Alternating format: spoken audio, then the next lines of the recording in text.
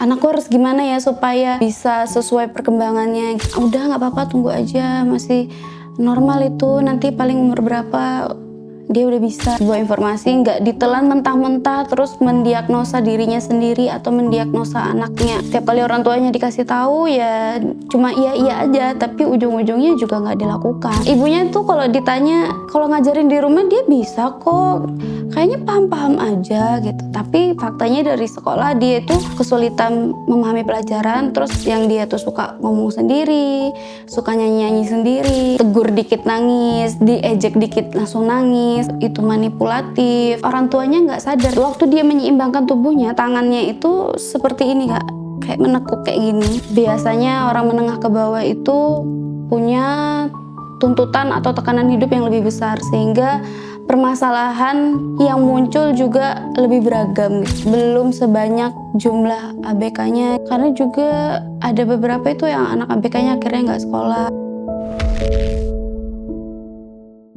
Perkenalkan, nama saya lengkapnya Rizky Wiraparamita, kalau dipanggil biasanya Mita. Kalau di Andalusia ini biasanya Kak Mita. Kalau asal, saya asalnya dari Banjarmasin, Kalimantan Selatan. Udah di sini dari tahun 2012 itu sampai sekarang. Kalau dulu sebelum di sini saya, karena masih terbatas zaman Covid ya, banyaknya cuma nerima konseling lewat online. Saya basic pendidikannya dari awal S1 itu psikologi Universitas Muhammadiyah Malang tahun 2012, kemudian langsung lanjut S2 di 2017 di Universitas Muhammadiyah Malang juga. Lulus pas banget sebelum Covid. Jadi pas netas itu langsung kena Covid, nggak bisa. Kalau orang lulus kuliah itu kan pasti langsung cari kerja dan lain-lain. Waktu itu semua ditutup, semua dibatasi. Akhirnya dulu sama teman-teman itu bikin semacam lembaga psikologi online lah gitu. Jadi share edukasi tentang psikologi, terus buka konseling online-nya juga. Waktu itu juga ikut kayak di HIMSI-nya psikologi itu juga nerima konseling online gitu. Jadi kayak kerjasama sama kayak semacam biro online gitu. Kalau tahu kayak Calm, pernah juga psikologi ID atau apa gitu. Jadi ya cuma mitra kerja kayak gitu, nerima konseling online. Dibilang minat dari awal sebenarnya enggak ya Kak. Jadi aku nggak ada bayangan tentang psikologi. Awalnya mungkin ya karena aku tuh suka sama novel detektif, buku cerita tentang detektif gitu. Aku suka kenapa kok bisa begini ya, aku suka sesuatu yang misterius gitu loh. Terus waktu zaman SMA pernah tes sidik jari gitu buat kelulusan gitu, jadi nanti kuliah mau kemana gitu. Kebetulan aku itu yang paling tinggi nilainya waktu itu di intrapersonal, dan dibilang salah satu pekerjaan yang cocok itu psikolog. Terus aku ngomong sama abangku, dia kasih saran, udah ini aja kayaknya cocok kalau berdasarkan hasil tes itu, cobalah.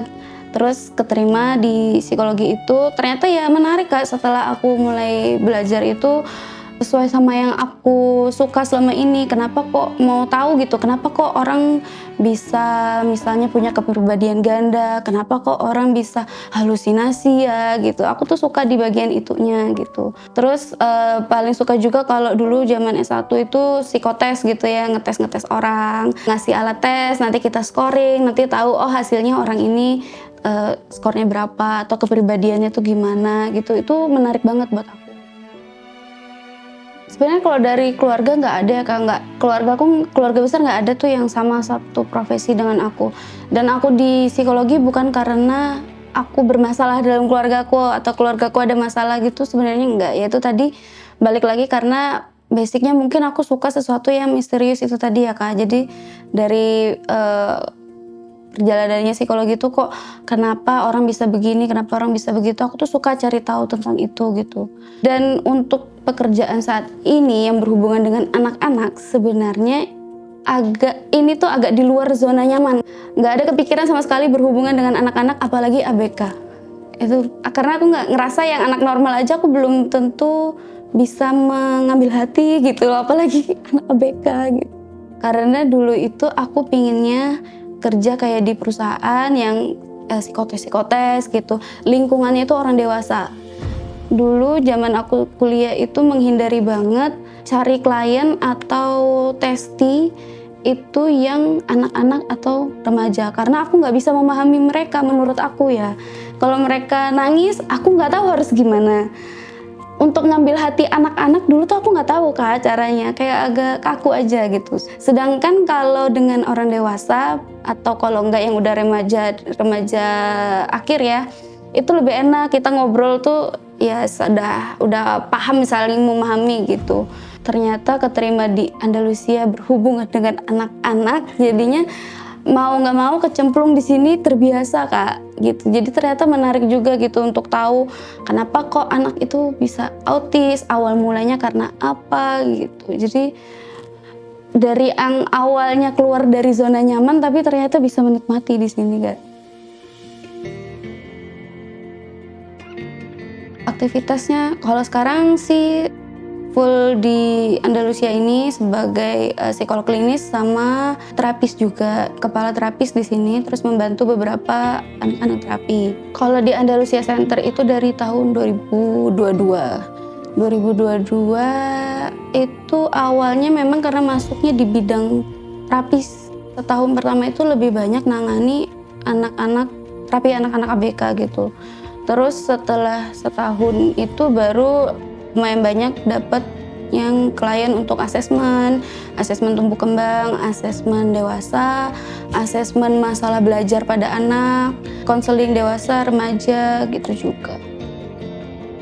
Karena di sini aku basicnya terapis ya Kak, jadi klien utama aku itu anak-anak terapi. Jadi biasanya pagi itu aku nerima klien terapi, biasanya dari jam 8 sampai jam sebelum zuhur. Itu terapi. Nanti kalau ada yang mau asesmen itu biasanya di atas jam 1. Jadi habis terapi nanti kalau ada asesmen lanjut asesmen, bis itu kalau ada konseling lanjut konseling.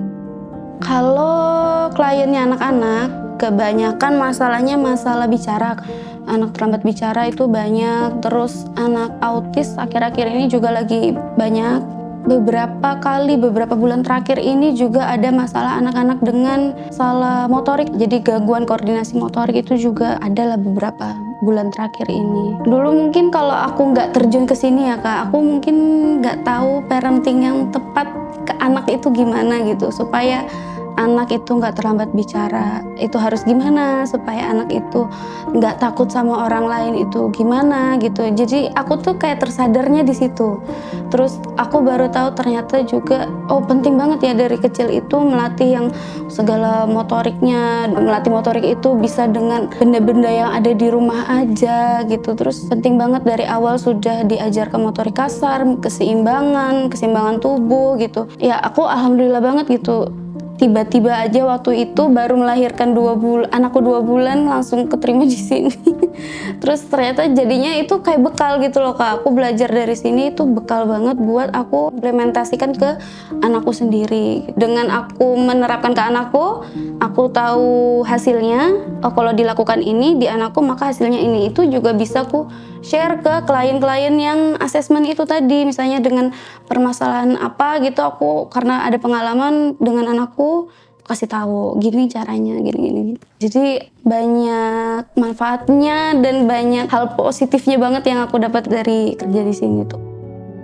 Kalau asesmen itu kan kita pemeriksaan ya, jadi orang tua itu datang misalnya, ini saya ambil salah satu kasus ya Kak, baru seminggu yang lalu.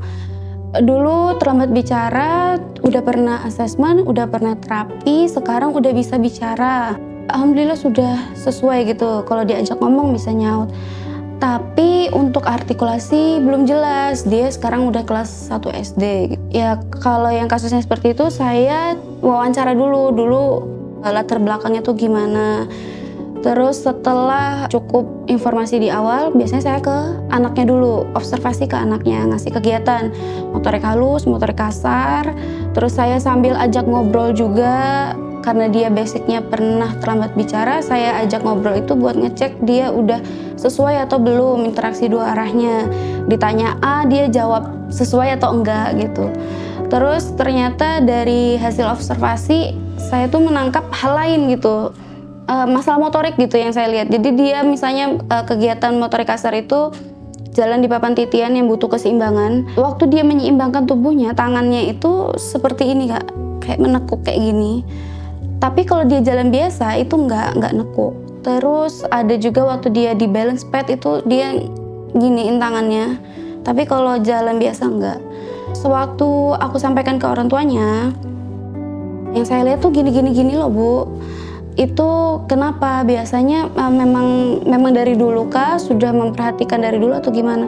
Oh iya ya Mbak, ya saya juga baru merhatiin gitu. Kebetulan saya video, jadi dia lihat videonya. Iya ya, saya juga baru merhatiin. Kenapa ya kok kayak gitu? Ternyata agak lama juga ya gitu. Beberapa kali saya lihat, tapi saya pikir ya cuma spontanitas aja gitu. Tapi ternyata ini cukup lama ya. Kenapa? Ternyata ibunya juga nggak menyadari gitu loh Kak. Terus aku tanya, kalau sudah aku menemukan bukti baru yang orang tuanya nggak menyadari gitu, biasanya aku kulik lagi dari dalam, lebih jauh lagi. Jadi masa kehamilannya gimana, masa kelahirannya bagaimana menurut ibunya. Semua masa kehamilan oke, kelahiran juga terbilang normal ya. Jadi lahir di 37 minggu itu masih normal, berat badan, tinggi badan semua normal menurut ibunya. Cuman lahirnya sesar katanya. Ya menurut saya sih nggak ada masalah ya, sesar sama normal itu nggak mempengaruhi ke masalah motorik gitu. Terus selama perkembangan di awal itu, nah ibunya itu bilang memang dari awal nggak pernah babbling katanya gitu. Jadi biasanya bayi di awal itu kan babbling, baba, nah itu dia enggak katanya. Terus perkembangan motorik juga ada keterlambatan, jadi baru bisa merangkak di usia 1 tahun sekian, baru bisa jalan sendiri itu di hampir 2 tahun. Jadi itu sudah tanda-tanda kalau dia itu ada masalah tertentu gitu. Tapi nggak pernah, mungkin ibunya ini nggak pernah menganggap itu hal yang serius gitu. Karena ternyata di keluarga ayahnya itu banyak yang seperti itu. Jadi ada yang memang jalannya terlambat, merangkaknya terlambat. Mungkin pada beberapa orang tua itu juga ada yang skip merangkak gitu ya, dianggap normal gitu. Terus di keluarga ayahnya juga banyak yang terlambat bicara gitu. Jadi semua masih menganggap normal gitu. Nah itu gak ada pemeriksaan lebih lanjut terkait masalah motoriknya dan baru ketahuan sekarang gitu. Kemarin akhirnya diagnosanya yaitu arahnya ke developmental coordination disorder gitu. Jadi ada masalah motorik. Mungkin kemampuan bahasanya itu juga pengaruh dari gangguan motoriknya itu Kak. Makanya kenapa dari awal dia gak ada babbling gitu. Terus juga faktor genetiknya ternyata kuat. Jadi untuk asesmen itu perlu mendalam dan kita perlu kepekaan yang tinggi juga sih Kak. Kalau misal menurut cerita ibunya semua normal-normal aja kok gitu, semua baik-baik aja kok gitu. Nah kita yang harus pinter-pinter cari celahnya, yang harus mengulik dari mana. Ternyata kan oh ini loh basicnya tuh dia dari awal memang ada keterlambatan perkembangan. Itu kalau asesmen.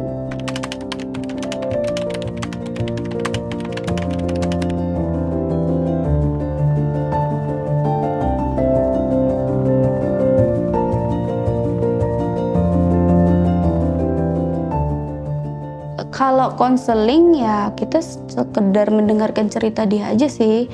Mendengarkan cerita dia, terus ketika dia minta masukan, dikasih masukan. Dia harus seperti apa, kita kasih tips-tipsnya, ya sekedar itu aja kalau konseling Kak. Kalau terapi di awal itu sebelum anak masuk terapi ada observasi awal. Jadi observasi awal itu untuk melihat dia kemampuannya sejauh mana, diagnosanya itu apa. Nanti untuk yang terapi selanjutnya itu tinggal menyesuaikan. Dia misalnya belum bisa mencocokkan warna, maka kita kasih latihan yang mencocokkan warna. Dan setiap pertemuan ya kalau bisa kegiatannya berbeda-beda. Tantangan itu memang paling berasa tuh waktu asesmen sih Kak. Karena kan kita menemui orang-orang yang permasalahan yang kita tuh kadang belum pernah ketemui juga. Terus kita nggak tahu ini tuh arahnya kemana, sehingga kita harus belajar lagi, buka buku lagi gitu. Itu tantangan terbesar di asesmen. Dan biasanya kalau di asesmen itu yang diagnosanya lebih beragam dari kalangan menengah ke bawah. Biasanya orang menengah ke bawah itu punya tuntutan atau tekanan hidup yang lebih besar, sehingga permasalahan yang muncul juga lebih beragam. Dan biasanya dari mereka itu ada yang salah dengan dirinya itu kurang sadar gitu. Jadi Kayak yang salah satu kasus tadi itu ya anaknya punya masalah belajar, awalnya karena masalah belajar di sekolah. Dari orang tua merasa tidak ada apa-apa dan merasa kalau ibunya tuh kalau ditanya kalau ngajarin di rumah dia bisa kok, kayaknya paham-paham aja gitu. Tapi faktanya dari sekolah dia itu kesulitan memahami pelajaran. Terus ada fakta-fakta lain tuh Kak yang disampaikan sama temen-temennya ke wali kelas, yang dia tuh suka ngomong sendiri, suka nyanyi-nyanyi sendiri gitu. Terus suka drama itu tadi, suka tiba-tiba nangis, ditegur dikit nangis, diejek dikit langsung nangis. Terus dia itu manipulatif, kayak gitu tuh orang tuanya nggak sadar nih bahwa anaknya itu ada perilakunya yang nggak sesuai gitu. Dan yang meminta anak ini untuk asesmen dari pihak sekolah, kemudian orang tua merasa anaknya tidak apa-apa, jadi ketika diberikan diagnosa biasanya seperti itu tuh kurang bisa menerima gitu. Ternyata kan juga faktanya ketika di lapangan itu gak selamanya enak, gak selamanya nyaman ya. Itu juga pun waktu aku sadari kuliah S2 profesi itu Kak, ternyata berat banget untuk praktek profesi itu yang kita harus bertemu dengan macam-macam klien dan segala tanggung jawab gitu loh Kak. Cuman prinsip yang aku pegang kalau aku sudah ngambil keputusan dan cemplung di situ, ya aku harus bertanggung jawab. Jadi aku sudah mengambil keputusan ngambil psikologi, aku sudah terjun di dalam sini, sudah ambil profesi. Mau itu ada enak nggak enaknya ya itu harus diterima, ya itu sebagai bentuk tanggung jawabku sendiri gitu. Aku nggak bisa kalau misalnya nggak capek gitu ya, alasannya capek karena orang-orang tuh begini gini ya itu kan resiko sendiri ya, karena itu pilihanku sendiri, nggak ada yang nyuruh, nggak ada yang memaksa gitu, ya sudah. Pokoknya sih kalau yang aku pegang itu semua berdasarkan data sih Kak. Jadi kalau misal kriteria atau perilaku yang anak itu tunjukkan sesuai data yang ada, sesuai jurnal, sesuai buku besar DSM gitu ya, ya udah aku ikutin sesuai itu. Kalau mereka nampik tidak terima ya ini loh buktinya, ini loh faktanya. Aku nggak ngomong asal-asalan gitu, ya ini semua ada buktinya, ada dasarnya. Kadang kalaupun itu kasus pertama yang aku temuin gitu ya, waktu itu pernah kayak pertama kali aku dapat anak dengan selective mutism itu yang takut banget sama ketemu orang asing gitu ya. Ya aku perlu belajar lagi, aku buka lagi buku, aku buka lagi jurnal Indonesia mau luar negeri, buat nambah informasi, nambah wawasan, buat memperkuat diagnosanya gitu, biar kita nggak salah kasih diagnosa. Biasanya kalau di sini kan memang ada catatannya ya Kak, catatan kegiatan hari ini yang harus dilakukan itu di selama terapi itu apa aja, dan dikasih catatan juga nih, yang ini udah bisa, yang ini belum bisa, dilatih lagi ya ayah bunda di rumah. Nah itu yang biasanya PR-nya gitu ya, yang harus dilakukan sama orang tua. Ya ini balik lagi, orang tua tuh macam-macam, ada yang peduli, ada yang kurang gitu ya. Jadi kalau peduli ya dia akan dengan kesadaran penuh memberikan latihan, terus nanti dia akan komunikasi ke terapisnya. Iya Kak, kemarin udah dicoba, alhamdulillah udah bisa sekarang gitu. Jadi kadang tuh juga ngasih perkembangannya di rumah gitu bagaimana. Tapi ada juga beberapa orang tua yang menyerahkan anaknya ini ke asisten gitu, ART gitu ya, berangkat terapi sama ART, dijemput sama ART. Jadi terapis kan menjelaskan tentang PR-PR yang harus dilakukan itu ke si ART-nya gitu. Ternyata dari ART juga karena dia punya tanggung jawab utama, yaitu ya mungkin pekerjaan rumah tangga itu, anaknya nih nggak distimulus, nggak dikasih kegiatan, nggak dilatih apa-apa. Akhirnya ya itu ada juga anak terapi karirnya ya udah setahun ya perkembangannya gitu-gitu aja Kak, stagnan. Setiap kali orang tuanya dikasih tahu ya cuma iya aja, tapi ujung-ujungnya juga nggak dilakukan. Kalau orang tua itu sudah dikasih tahu dan tidak bisa memperbaiki atau tidak ada upaya lebih, ya kita nggak bisa berbuat banyak Kak. Kita juga nggak bisa merubah anak itu 100% jadi baik, karena kan istilahnya dia terapi di kita hanya 1 jam atau 2 jam gitu ya, karena ada beberapa yang 2 jam. Tapi kan selebihnya 20 jam lebih kan sama orang tuanya, ya itu harusnya kesempatan orang tua buat melatih anaknya. Kalau orang tua sudah dikasih masukan tidak bisa melakukan, ya kita nggak bisa melakukan banyak. Dan kita ngomong ke orang tua, jangan berharap untuk tidak menaruh ekspektasi terlalu tinggi terhadap anaknya, karena memang stimulusnya kurang. Mungkin pesannya kalau untuk orang tua zaman sekarang itu, karena akses internet itu gampang untuk mencari informasi, yaitu dipergunakan sebaik-baiknya untuk mencari tahu tahapan perkembangan anaknya. Terus kalau misal memang dari istilahnya kan mereka screening sendiri gitu ya, dan menyadari ada beberapa perkembangan yang nggak sesuai, coba untuk melakukan pemeriksaan. Nggak perlu mendengar masukan dari orang lain ketika orang bilang, udah nggak apa-apa, tunggu aja, masih normal itu, nanti paling umur berapa dia udah bisa gitu. Kalau ada yang bilang kayak gitu, jangan didengerin, mending ikuti kata hatinya, ikuti data yang ada, berdasarkan penelitian, berdasarkan jurnal, itu sudah ada, sudah paten gitu ya istilahnya. Misalnya dengan anak dengan gangguan apa, itu kriterianya apa, itu mending langsung pemeriksaan aja buat memastikan. Terus juga untuk tidak self-diagnose, jadi ketika membaca sebuah informasi nggak ditelan mentah-mentah terus mendiagnosa dirinya sendiri atau mendiagnosa anaknya A, B, C, D gitu. Karena yang bisa mendiagnosa itu ya orang yang punya profesi, yang punya pendidikannya. Dan self-diagnose itu kan berdasarkan subjektivitas ya. Kadang itu kurang bisa general, kurang bisa objektif, maka butuh orang lain yang ahli di bidangnya untuk menilai sesuatu, mungkin gejala atau kriteria tertentu itu secara objektif.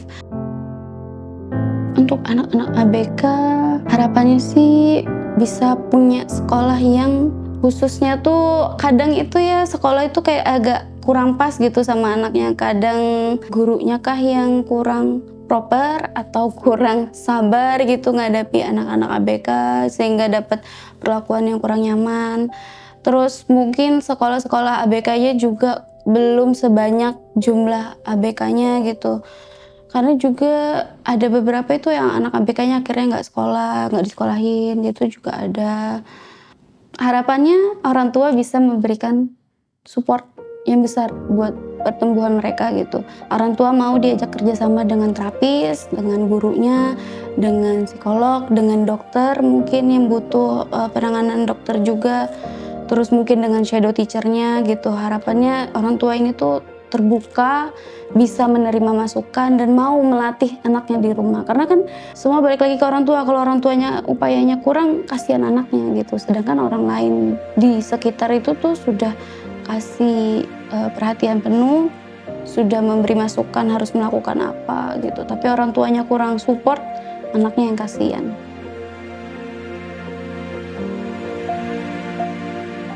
Mungkin ini ya Kak, nggak usah ikut campur. Istilahnya itu nggak usah terlalu kepo masalah orang lain. Ya kita cukup tahu, oh anaknya misalnya ada orang tua dengan anak yang masalah tertentu gitu ya. Anaknya mau pemeriksaan ya sudah gitu ya, disupport aja. Oh ya alhamdulillah mau pemeriksaan, mudah-mudahan hasilnya bagus. Ya udah cukup gitu kan Kak, nggak perlu yang dimasukan yang nggak sesuai, malah akhirnya merubah pikiran si orang tua atau orang yang lagi bermasalah itu sendiri.